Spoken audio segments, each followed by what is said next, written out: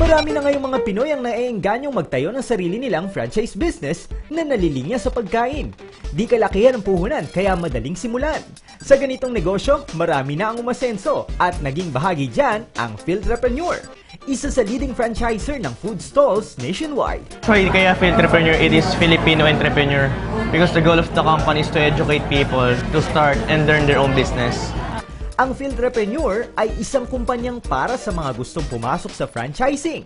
Isa ito sa patok na negosyo ngayon. It's a franchise company and we are focusing more on mass production of products because the company, the franchisee owns the factory itself.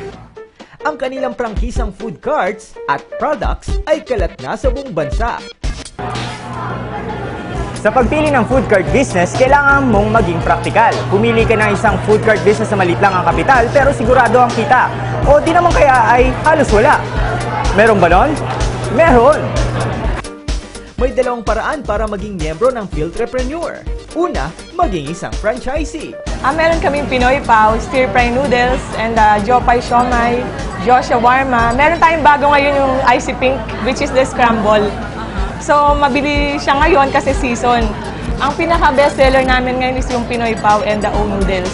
Meron din kaming pizza, like yung gawa ng sarili naming company. And then yung mga jacks, which is the stir-fry balls and the mga squid balls. Each time mayroong bago kung ano man yung uso ngayon, we can create our own food. So, i-market natin in our own franchise. So for me, that's the advantage of the company because the factory itself also owns the franchise. Bilang isang franchisee, para ka ng partner ng kumpanya na may napakaraming privileges. Kung may talent ka naman sa pagsasalita, bagay sa iyo ang maging sales agent at tumabo ng mga komisyon. Hindi naman natin maiwasan, may mga good side and bad side every business eh. Para sa akin, yung good side lang dito, we offer traditional business and we also offer non-traditional business. Especially for those people na gustong magnegosyo pero wala pa talagang puhunan. Yes, they can start in a non-traditional way. So if they earn, they can have a franchise. Di lang sumentro sa food business, nag-venture out din sila sa iba pang mga produkto na malaki rin ang potensyal sa market. Bukod sa food cart, meron din kaming kinikater like yung mga wellness products. Pero yun naman yung secondary namin.